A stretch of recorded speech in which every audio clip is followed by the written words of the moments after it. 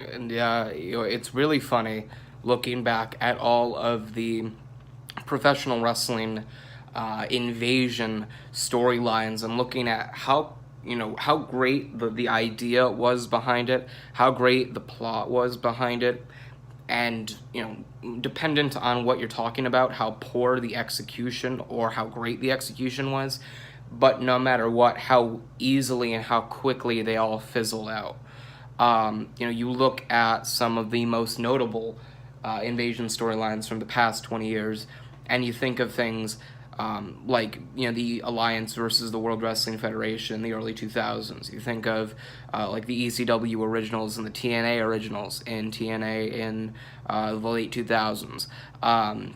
You think of the Nexus against Team John Cena, which, I mean, if you just look at the name, you knew exactly which way that was going to go. And most recently you see the ferocity side versus the intensity side, especially in USW. It was Kevin Storm, Xavier King, the New Northern Lights, all of these guys that you see nowadays in such a big light. They were a part of the Ferocity roster, which at one point was looking to take over the entirety of the USW Intensity division when there was only one, or Intensity roster when there was only one show.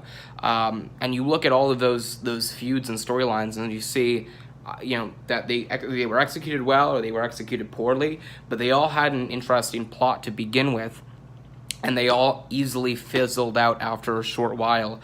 And just really made little to no impact or were just cut off right after.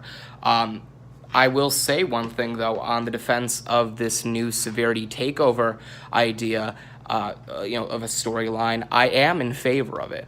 I think this could end differently than the idea of an invasion storyline, because it seems like it's not intended to be an invasion storyline as much as it is a takeover storyline, which, I mean, if you think about it on the surface, it looks kind of similar, it feels kind of similar, but it's two pretty different things. An invasion is kind of like, we don't belong here, but we're going to come here anyway and stomp all over your grounds and make our name known on your grounds. A takeover is, yes, we don't belong here, but not only are we going to stomp on your grounds, but we are going to take it as our own.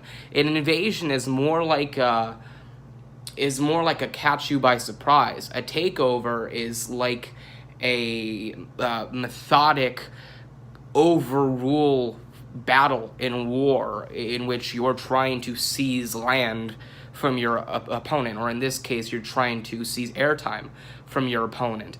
And I really like just the subtlety that it's starting out with, especially this past Friday night on Severity, when you saw Kyle Reese Jr.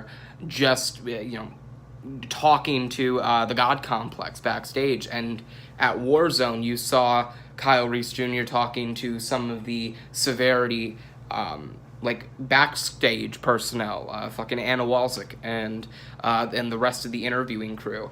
And it's kind of like laying the pieces out there, and that was where the rumors started, where there's this whole takeover planned for Severity, where Kyle Reese Jr., who used to be on Intensity, is trying to take over Severity and recruit prospects from the inside of Severity. And I think that's incredibly ingenious. And if you were going to take anybody in terms of USW talent to lead a takeover, one would argue that Kyle Reese Jr. would have to be your general in arms. I mean, obviously Martin Reese couldn't do it with Kyle Reese or against Kyle Reese Jr.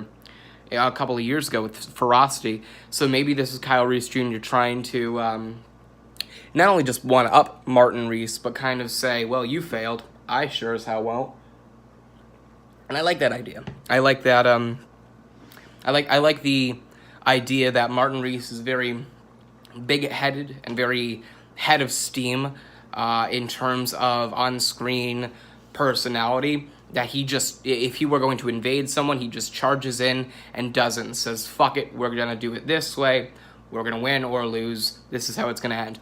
Kyle Reese Jr. has always been that methodic and maniacal, conniving kind of on-screen personality. So it would make sense that, you know, when Ferocity took, or was trying to take over Intensity, Martin Reese just kind of went head into heels, and it kind of ultimately fell on him. And Kyle Reese Jr., when he starts out, is just so subtle and so sly about things. It's incredible to kind of watch every single week, see this inch along in progress, 1 or 2 inches in a whole fucking football field span of progress. It's awesome. So that's really, really great. So I'm honestly looking forward to that. I like the idea more so of a takeover rather than a full-out or a full-on takeover rather than an invasion, because that's kind of just like, I mean, in my mind, you see the invasion or the word invasion in professional wrestling. You see them go in, but they never really capped it off at the end because no one ever accomplished what they set out to do. So you never really understood what the fuck they were trying to do or what their intention was in their invasion. With a takeover, it's right there in the name. They're planning on taking over whatever it may be. In war, it's land. In wrestling, it's airtime, or it's in wrestling, it's viewership. It doesn't really matter what the hell it may be. It's just like when it comes down to the word takeover, you know exactly what the fighting side is looking to do. And I think that works extremely well in terms of Kyle Reese Jr.'s side.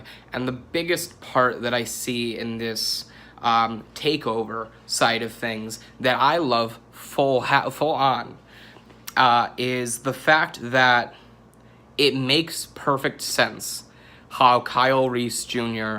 would go about, or at least has gone about, starting to take a little bit of power away. What a lot of people don't really remember or completely forget in terms of seeing on-screen personalities, in terms of managerial roles, is what they were before that, what they were, or what the audience was told they were before that. And while it's true in real life, it's always been mentioned on air. Kyle Reese Jr. was not just the commissioner and general manager of Intensity, but he was the owner of the entire fucking company. No one ever elicited to some other power being in charge of the entire company. So, despite the fact that Kyle Reese Jr. is no longer general manager of Intensity, he probably has, in terms of storyline-wise, if he were to go to the board tomorrow and try to force Martin Reese out because of low viewership, he could absolutely do that, and the biggest assumption would be because he's the owner of the company, he most likely has the majority voice in terms of decision-making with the company. So it's incredibly ingenious the way he's not only started this, but at the same time, the way they've managed to write the start of this so seamlessly and so spot on with real life. It just works.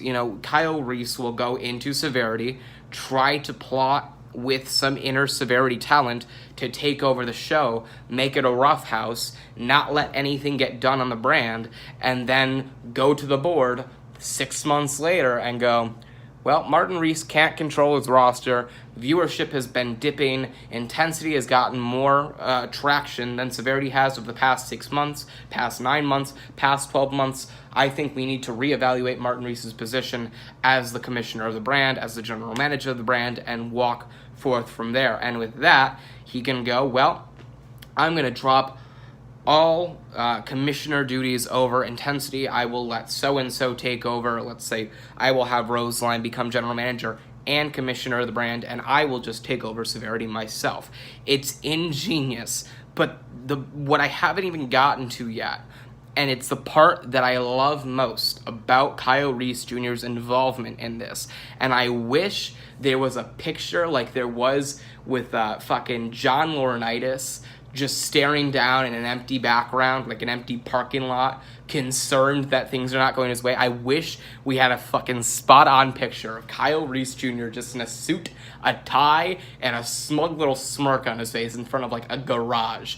I wish that could be like the thumbnail for this, because that would just be spot on perfect for it. The biggest part that I love about Kyle Reese Jr.'s involvement in this is the fact that it shows how power hungry he is, and just how right Zach Hardy and Roseline and everyone else on Intensity that called him out were about him, that it's not only creating a new storyline for a completely different brand with this guy, but it is proving the people involved in his last storyline half a year ago correct. It is not only the start of a new storyline, but the continuation of a completely new one, that when you think about it, it's like all of these different pieces that you can connect on the surface, but when you connect it all together and you get the finished puzzle, your mind is fucking blown. It's just perfect continuing storyline writing and working. It's wonderful. This takeover, I'm extremely excited about it and seeing how it goes forth. I'm really looking forward to this. I honestly think this could be the point in time where we go, yeah, Kyle Reese Jr., I think he's going to end up being one of the most influential on-screen presences in, indie wrestling or, secluded wrestling fan base history. I think that this will be fantastic. I think he will be great in this role. This is awesome. I love this idea.